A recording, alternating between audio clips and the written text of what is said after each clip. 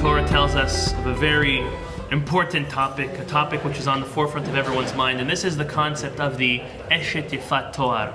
This is the woman that, when a Jewish soldier goes out to war, sees her and is tempted by her looks, and he wants her.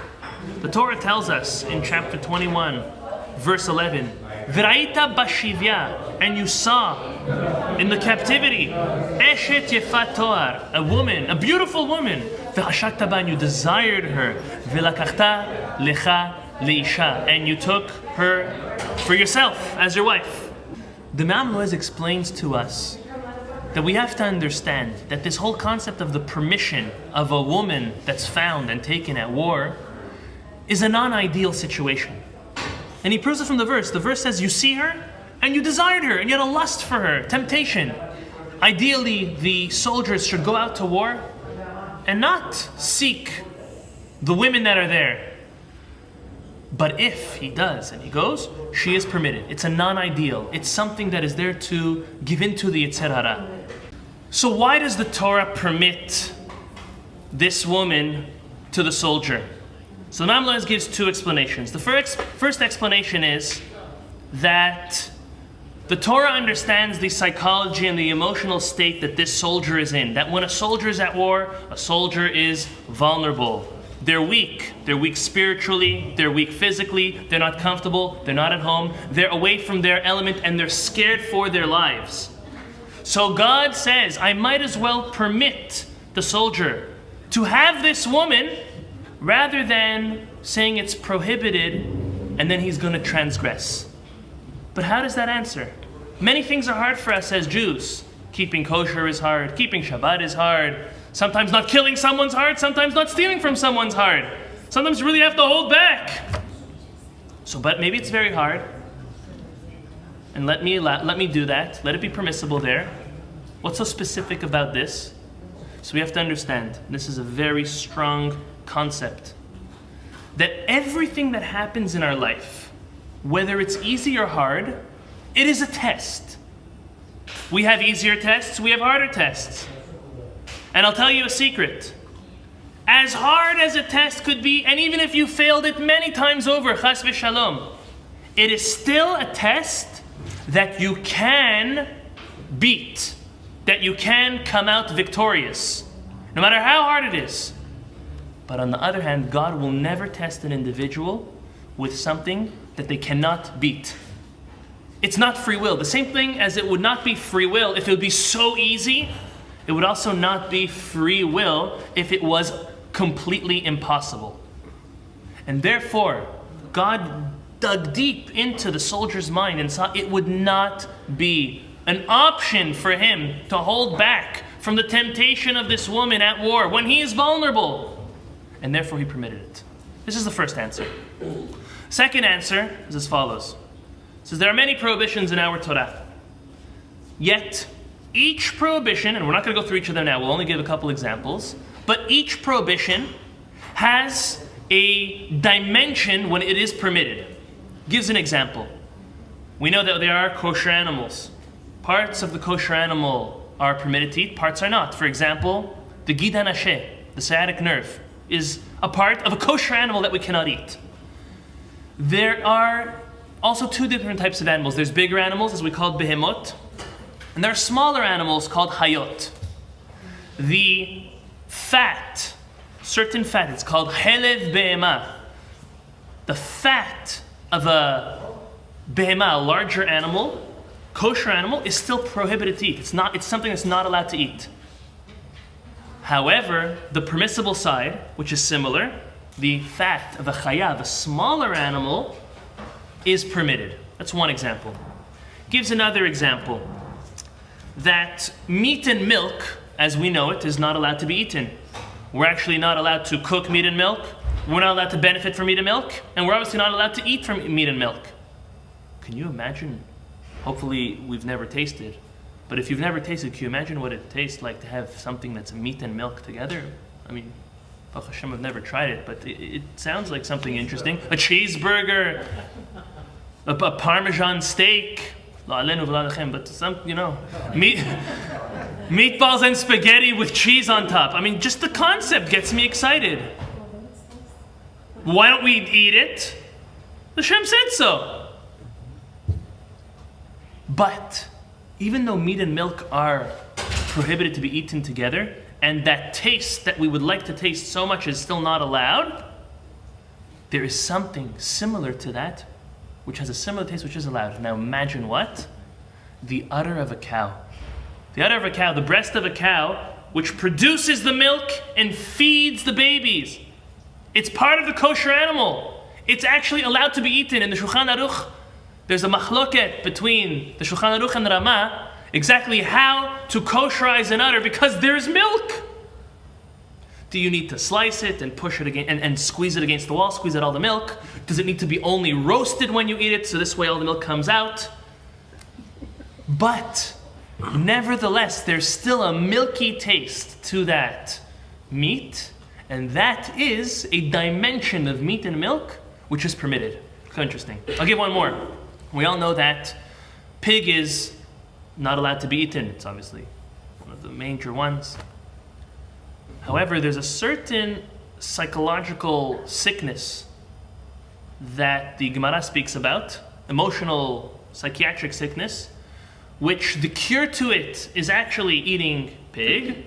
And Chamim said in such a situation, pig would be allowed to be fed to this individual. So these are just all types of ideas where it's really prohibited, but there's a dimension when it is permitted. Comes now the Mamloez, and this is most of the Mefarshim commentaries say, an Eshet Ish, another man's wife, is completely prohibited to any other man, whether they're single or married. A married woman is designated, consecrated, special just for her husband. However, that's the prohibition. So where's the dimension of permissibility? Here. By the Eshet Yefat Toar, this captive, this woman who was spotted at war by the soldier. He sees her, he desires her, there's a temptation. HaKadosh Baruch Hu said, we'll let it. All to show us, says the Mamloez, that God is the one who decides what is permitted and what is not. Because to us, if something's permitted, everything similar to that should also, if something's prohibited, then everything similar to that should also be prohibited. Because the same reason. No. God says no. I will tell you when it is prohibited and when it is permitted. This is the second answer he gives to why this woman was even allowed to the soldier. Before we move on to Zera Shimshon, one more chidush from the Mamloez. And with this, I'll give you a little bit more of a timeline and an overview view of what exactly is happening at war over here with this Jewish soldier. Says that there is 7 steps the Torah puts into this episode, which is to the greatest benefit, spiritually and physically, for the Jewish soldier and this woman. Look at this. Obviously with the soldier in a more important level, obviously because he was the Yehudi, he was the one with this commandment. But let's look at the verses. Starting off again in verse 11. The first thing is, Velakachta lecha leisha. You can have her. So, war is done. There's some women left over. And the Jewish soldier, well, at least they weren't killed, right? And the Jewish soldier, I didn't mean it that way. And the Jewish soldier, there's some plants left over, there's some gold, there's some women. I'm joking. And the Jewish soldier sees her and wants her. He's allowed to take her and be with her and have intimacy with her on the spot. Now, obviously not rape. We're not talking about rape. We're talking voluntarily. Right away then and there. That's the first step. And why? Because it was so hard for him to hold back from his temptation, God said, let's allow it, rather than him doing something which is not allowed. That's the first step. Second step is, V'ahaveta el toch betecha. This is in verse 12. You take her to your house. Why specifically to your house, explains the Mamloes. She has to be in your house because you need to see what's going to go on over the next 30 days. Because the next 30 days is a trial period. Do you really want her as a wife? Do you really have feelings for her? Or were you selfish? So she's got to be at home. When I read that, I thought, people go out. They have friends. They have colleagues. Sometimes people have feelings for each other. But a lot of that changes when it wasn't pure when they move in together. Or when they get married and now they're living under the same roof. Because from afar, he's Mr. Perfect, she's Mrs. Perfect. But everybody's the same. Everybody wakes up with the morning face and dragon breath and everything else that comes along with it. And therefore, the Torah wants this woman in his house for 30 days. Mind you, they're not allowed any more physical contact or intimacy. It was just one time. So that was step 2, take her home. Number 3, get ready for this. Shave her head and cut her nails. Okay, long beautiful hair, very, very tempting, very beautiful. Zip down. Nails, no nail polish, no long nails, cut. The Torah now wants to make her, so to say, disgusting in his eyes, to see, does he really want her for who she is? Or was it just a facade? Was it just lust? 4, we're in verse 13. Ve'esira et simlat shivya me'alea. Take off her captive clothes. Take off the clothes that she was sent by her people and by her country to try to tempt you, which were beautiful, and now put her on some worn out and used clothes. Let her stay home. So let's count. She's home. She's bald. No nails. She's not wearing anything attractive. Yeah. Number 5. V'yasheva bevetecha uvacheta et avia vetima yerach yamim. In her new look, not a man's style. She's got to be sitting at your house for 30 days, crying that she has been taken away from her family. What happens when a woman cries? We should not know. But for 30 days, her eyes get swollen. They get red. Bags under her eyes. Again, nothing attractive. Now, number 6. After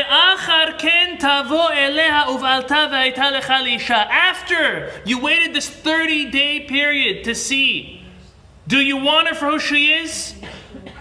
Or was it just a temptation and a lust? Then you have the option to take her as a full-fledged wife. But if not, this is the 7th step, verse 14. But now what if you don't desire her? Those 30 days were very, very hard on you. You have to send her as a free woman. You cannot sell her as a slave to make a profit. And you are also not allowed to keep her as a servant or a slave. So let's just understand what's going on. Again, went to war, saw a woman, had a one-night stand, brought her home, 30 days of a complete unattraction, and now he has the choice to either stay committed to her and have her as a wife, or send her off as a free woman. He explains why does she need to be free? Why can't he sell her? Because the Torah did not want to entice or pay back any soldiers that went to war to take these women. Hey, it's amazing. You have a woman for one night. She was very beautiful. She was very tempting. And then you're able to sell her and make money. You're winning everywhere. The Torah says no. That one-time allowance was because, yes, the Yetzer Hara was burning in you. But then afterwards to benefit from it by selling her or keeping her as a slave, that cannot be. You either keep her as a wife and you're committed, or you send her off free. This is all as an introduction. Now the Zera Shimshon quotes Rashi. Rashi, on the second verse, on verse 11, tells us that this whole concept that we just said is only permitted by a war that takes place after the initial conquering of the land of Israel. That means when the Jewish people entered the land of Israel for the first time to conquer, even if they saw a woman at war that he had a temptation for lust, he could not touch her or take her. Afterwards, on defense or further conquering, that would be permitted. And the Zera Shimshon asks, 1 second over here. The whole reason why we permit this is because it's a temptation that he can't overcome. So what's the difference if it's on the way in conquering or if it's after the fact? War is war. God should understand the psychology of the soldier in his vulnerability, and he should be allowed to either have her all the time or never. So Zera Shimshon answers, this is more of a semantics answer, listen to this.